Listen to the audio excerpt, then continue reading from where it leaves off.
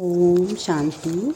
आज 1 अगस्त 2022 के साकार मधुर महावाक्य हैं। मीठे बच्चे, बाप जो ज्ञान की मीठी मीठी बातें सुनाते हैं वह धारण करनी है।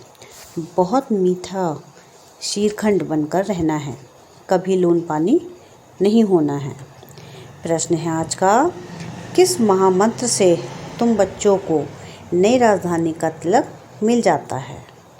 उत्तर है इसका, बाप इस समय तुम बच्चों को महामंत्र देते हैं। मीठे लाडले बच्चे, बाप और वर्षे को याद करो। घर गृहस्थ में रहते कमल फूल समान रहो तो राजधानी का तिलक तुम्हें मिल जाएगा। दूसरा प्रश्न है, कहा जाता जैसी दृष्टि वैसी सृष्टि, यह कहावत क्यों है? उत्तर है इसका, इस समय के मनुष्य जैसे पतित हैं, काले हैं, ऐसे अपने पूज्य देवताओं को, लक्ष्मी नारायण, राम सीता को, शिव बाबा को भी काला बनाए उनकी पूजा करते हैं। समझते नहीं इसका अर्थ क्या है, इसलिए यह कहावत है। गीत है, मुखड़ा देख ले प्राणी जरा दर्पण में।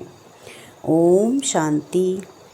मीठे मीठे सिकिलधे बच्चों ने गीत की लाइन सुनी कि दिल रूपी दर्पण में देखो कि कितना पाप और कितना पुण्य किया है। पाप और पुण्य दिल रूपी दर्पण में विचार किया जाता है ना। यह तो है ही पाप आत्माओं की दुनिया। पुण्य आत्माओं की दुनिया सतयुग को कहा जाता है। यहाँ पुण्य आत्मा कहाँ से आए? सब पाप ही करते रहते हैं क्योंकि रावण राज्य है। खुद कहते भी हैं, हे पतित पावन आओ। हम जानते हैं कि भारत ही पुण्य आत्माओं का खंड था। कोई पाप नहीं करते थे। शेर बकरी इकट्ठा पानी पीते थे, शीरखंड थे। बाप भी कहते हैं, बच्चे शीरखंड बनो। पुण्य आत्माओं की दुनिया में तमो प्रधान आत्मा कहाँ से आए? अभी बाप ने रोशनी दी है। तुम जानते हो कि हम सतो प्रधान देवी देवता थे। उन्हों की महिमा ही है सर्वगुण संपन्न, 16 कला संपूर्ण। हम खुद भी उनकी महिमा करते हैं। मनुष्य कहते हैं, मुझ निर्गुण हारे में कोई गुण नहीं। प्रभु आप आकर जब हम पर तरस करो तब हम भी ऐसे बन सकते हैं। यह आत्मा ने कहा। आत्मा समझती है इस समय हम पाप आत्मा हैं। पुण्य आत्मा तो देवी देवता हैं जो पूजे जाते हैं। सभी जाकर देवताओं के चरणों पर झुकते हैं। साधु संत आदि भी तीर्थों पर जाते हैं, अमरनाथ श्रीनाथ द्वारे जाते हैं। तो यह है ही पाप आत्माओं की दुनिया। भारत ही पुण्य आत्माओं की दुनिया थी। जब लक्ष्मी नारायण का राज्य था, उनको ही कहा जाता है स्वर्ग। मनुष्य मरते हैं तो कहते हैं स्वर्ग गया, परंतु स्वर्ग है कहाँ? स्वर्ग जब था तब सतयुग था।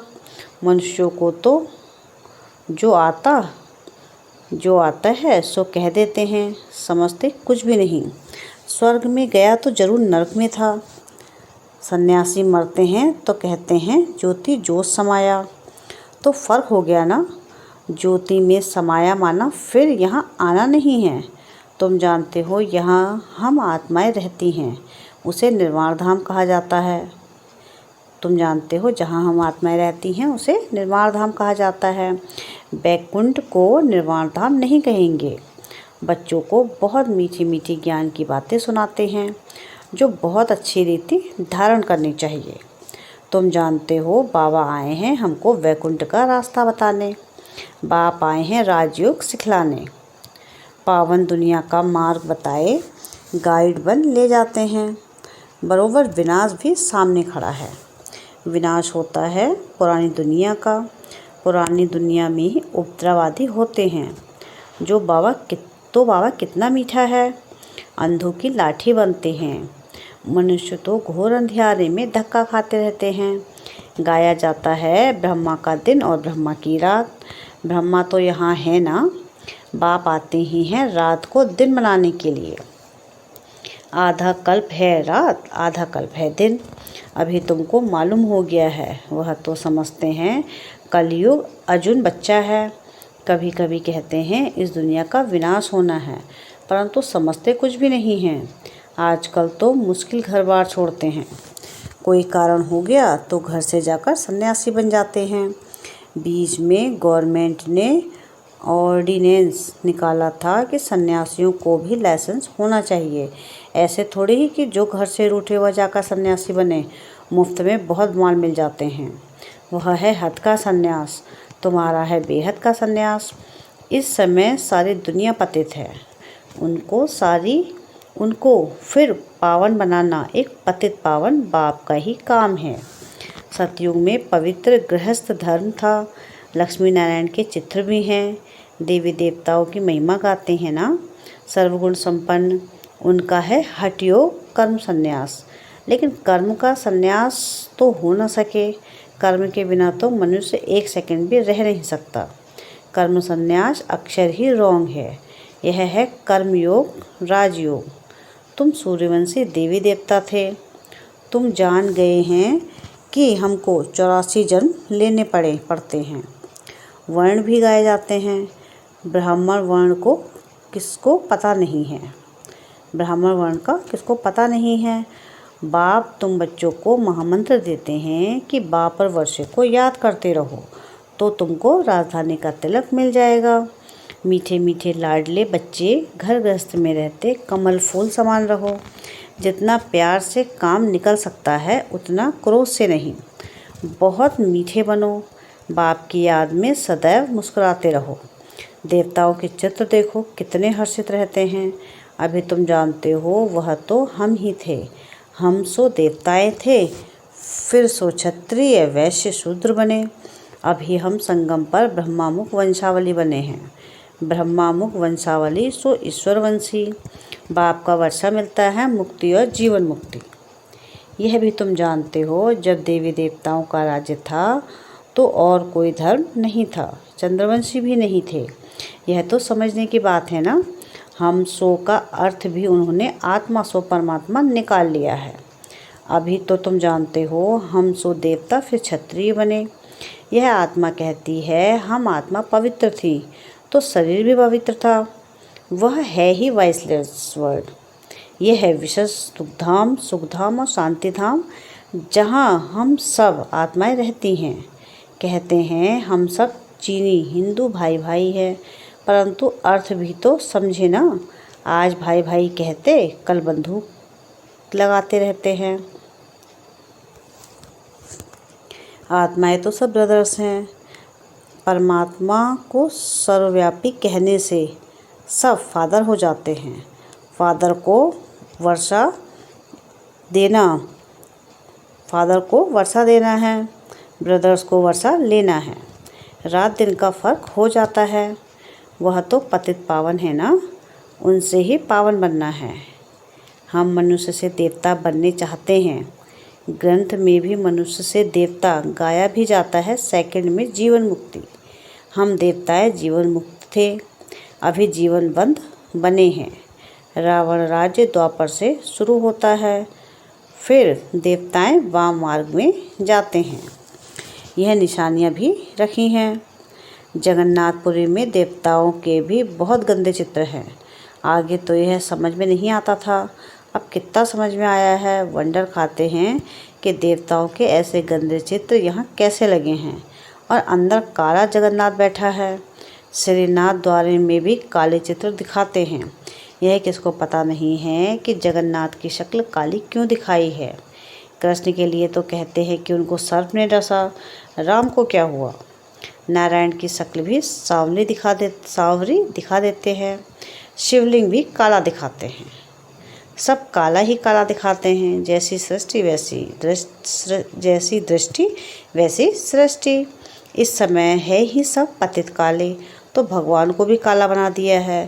पहले शिव की पूजा करते थे, हीरो का लिंग बनाते थे। अब वह सब चीज़ें गायब हो गई हैं। यह तो मोस्ट वैल्यूबल चीज़ें हैं। पुरानी चीज़ का मान कितना होता है। पूजा शुरू हुए 2500 वर्ष हुए तो इतने पुराने होंगे और क्या। पुराने पुराने चित्र देवी देवताओं के हैं, यह फिर कह देते हैं लाखों वर्ष के हैं। अभी तुम जानते हो 5000 वर्ष पहले भारत स्वर्ग था, अभी कलयुग है, विनाश सामने खड़ा है, सबको जाना है, बाप ही सबको ले जाते हैं। ब्रह्मा द्वारा तुम ब्राह्मण बने, फिर तुम देवताएं पालना करेंगे। यह बातें कोई भागवत गीता में नहीं है। बाप कहते हैं यह नॉलेज गुम हो जाती है। लक्ष्मी नारायण तो त्रिकालदर्शी नहीं हैं, फिर यह ज्ञान परंपरा कैसे चल सकता है। तुम ही इस समय त्रिकालदर्शी हो, सबसे अच्छी सेवा इस समय तुम करते हो, तो तुम हो सच्चे सच्चे रूहानी सोशल वर्कर। तुम अभी आत्म अभिमानी बनते हो। आत्मा में जो खाद पड़ी है वह निकले कैसे। बाप जौहरी भी है ना। सोना में आईना की खाद पड़ते पड़ते आत्मा पतित हो गई है, अब पावन कैसे बने। बाप कहते हैं हे आत्मा, मामी कम याद करो। पतित पावन बाप श्रीमत देते हैं। भगवान वाच है आत्माएं तुम्हारे में खाद पड़ती है, अभी तुम पतित हो। पतित फिर महात्मा थोड़े ही हो सकते हैं। एक ही उपाय है, मामी कम याद करो। इस योग अग्नि से तुम्हारे विकल्प दग्ध होंगे। कितने आश्रम हैं, अनेक प्रकार के हठ योग के चित्र लगे हुए हैं। यह है योग अथवा याद की भट्टी। बल ग्रस्त व्यवहार में रहो, भोजन आदि बनाओ, बच्चों की संभाल करो। अच्छा सवेरे तो टाइम है ना, कहा भी जाता है राम सिमर प्रभात मोरे मन। आत्मा में बुद्धि है, भक्ति भी सवेरे करते हैं। तुम भी सवेरे उठ बाप को याद करो, विकर्म विनाश करो, सारा किचड़ा निकल आत्म कंचन बन जाएगी, फिर काया भी कंचन मिलेगी। अभी तुम्हारी आत्मा 2 कैरेट भी नहीं है। भारत के देवी देवताओं के 84 जन्मों का हिसाब लेना पड़े। वर्ल्ड की हिस्ट्री ज्योग्राफी रिपीट होती है, परंतु आयु कितनी है यह जानते नहीं। कल्प की आयु को ही नहीं जानते हैं। बाप कहते हैं मैं आया हूँ श्रीमत देने, श्रेष्ठ बनाने। याद की अग्नि से ही खाद निकलेगी, और कोई उपाय नहीं है। बच्चों को बहादुर बनना है, डरो मत। जिनका रक्षक खुद भगवान बाप बैठा है, उनको किससे डरना है। तुम्हें कोई श्राप आदि क्या देंगे, कुछ भी नहीं। अच्छा मीठे मीठे सिकिलधे बच्चों प्रति माता पिता बाप दादा का याद प्यार और गुड मॉर्निंग। रूहानी बाप की रूहानी बच्चों को नमस्ते। हम रूहानी बच्चों की रूहानी बाप दादा को याद प्यार गुड मॉर्निंग और नमस्ते। शुक्रिया प्यारे बाबा, शुक्रिया। धारणा के लिए मुख्य सार है। पहली पॉइंट है कि कोई भी काम प्यार से निकालना है, क्रोध से नहीं। बाप की याद में सदा हर्षित रहना है, सदा देवताओं जैसे मुस्कुराते रहना है। सेकंड पॉइंट है कि आत्मा में जो खाद पड़ी है वह याद की अग्नि से निकालनी है, विकर्म विनाश करने हैं, बहादुर वंश सेवा करनी है, डरना नहीं है। वरदान है आज का कि सर्व कर्मेंद्रियों को लॉ और ऑर्डर प्रमाण चलाने वाले मास्टर सर्वशक्तिमान भव। मास्टर सर्वशक्तिमान राजयोगी वह है जो राजा बनकर अपनी कर्मेंद्रियों रूपी प्रजा को लॉ और ऑर्डर प्रमाण चलाए। जैसे राजा राज्य दरबार लगाते हैं, ऐसे आप अपने राज्य कारोबारी कर्मेंद्रियों की रोज़ दरबार लगाओ और हालचाल पूछो कि कोई भी कर्मचारी अपोजिशन तो नहीं करते हैं, सब कंट्रोल में हैं। जो मास्टर सर्वशक्तिमान हैं उन्हें एक भी कर्मेंद्रिय कभी धोखा नहीं दे सकती। स्टॉप कहा तो स्टॉप। स्लोगन है आज का कि समय पर सर्व शक्तियों को कार्य में लगाना ही मास्टर सर्वशक्तिमान बनना है।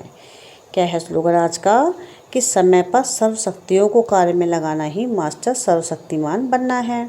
मातेश्वरी जी के अनमोल महावाक्य हैं। पहली पॉइंट कि वास्तव में ज्ञान प्राप्त करना तो 1 ही सेकंड का काम है, परंतु अगर मनुष्य 1 सेकंड में समझ जाए तो उनके लिए 1 ही सेकंड लगता है। सिर्फ अपने स्वधर्म को जान जाए, कि मैं असल में शांत स्वरूप आत्मा हूँ और परमात्मा की संतान हूँ। अब यह समझना तो 1 सेकंड की बात है, परंतु इसमें निश्चय करने में कोई हठयोग, कोई जब तक, कोई भी प्रकार का साधन करना कोई ज़रूरत नहीं है। बस सिर्फ ओरिजिनल अपने रूप को पकड़ो। बाकी हम जो इतना पुरुषार्थ कर रहे हैं वो किसके लिए? अब इस पर समझाया जाता है। हम जो इतना पुरुषार्थ कर रहे हैं वो सिर्फ इतनी बात पर ही कर रहे हैं, जैसे अपनी प्रैक्टिकल जीवन को बनाना है तो अपने इस बॉडी कॉन्शियस से पूरा निकलना है। असल में सोल कॉन्शियस रूप में स्थित होने व इन दैवीय गुणों को धारण करने में हिम्मत अवश्य लगती है। गुणों को धारण करने में मेहनत अवश्य लगती है। इसमें हम हर समय हर कदम पर सावधान रहते हैं। जितना हम माया से सावधान रहेंगे तो भले कितनी भी घटनाएं सामने आएंगी मगर हमारा सामना नहीं कर सकेगी। माया सामना तब करती है जब हम अपने आप को विस्मृत करते हैं। अब यह तो इतनी मार्जिन है सिर्फ प्रैक्टिकल लाइफ बनाने की, बाकी ज्ञान तो सेकंड की बात है। सेकंड पॉइंट है कि यह अपना ईश्वरीय ज्ञान अपनी बुद्धि से निकाला हुआ है, ना कोई अपनी समझ अथवा कल्पना है अथवा संकल्प है, परंतु यह ज्ञान सारी सृष्टि का जो रास्ता है उस द्वारा सुनाया हुआ ज्ञान है और साथ साथ सुनकर अनुभव और विवेक में जो लाया जाता है वो प्रैक्टिकल आपको सुना रहे हैं। अगर अपने विवेक की बात होती तो सिर्फ अपने पास चलती, परंतु यह तो परमात्मा द्वारा सुन अपने विवेक से अनुभव से धारण करते हैं। जो बात धारण करते हैं वो जरूर जब विवेक और अनुभव में आती है तब अपनी मानी जाती है। यह बात भी इन द्वारा हम जान चुके हैं। तो परमात्मा की रचना क्या है? परमात्मा क्या है? बाकी कोई अपने संकल्प की बात नहीं है। अगर होती तो अपने मन में उत्पन्न होती। इसलिए जो अपने को स्वयं परमात्मा द्वारा मुख्य योग लगाना, परंतु योग के पहले ज्ञान चाहिए। योग करने के लिए पहले ज्ञान क्यों कहते हैं? पहले सोचना समझना और बाद में योग लगाना। हमेशा ऐसे कहा जाता है पहले समझ चाहिए, नहीं तो उल्टा कर्म चलेगा। इसलिए पहले ज्ञान जरूरी है। ज्ञान एक ऊंची स्टेज है जिसको जानने के लिए बुद्धि चाहिए, क्योंकि ऊंचे ते ऊंच परमात्मा हमको पढ़ा रहे हैं। अच्छा, ओम शांति।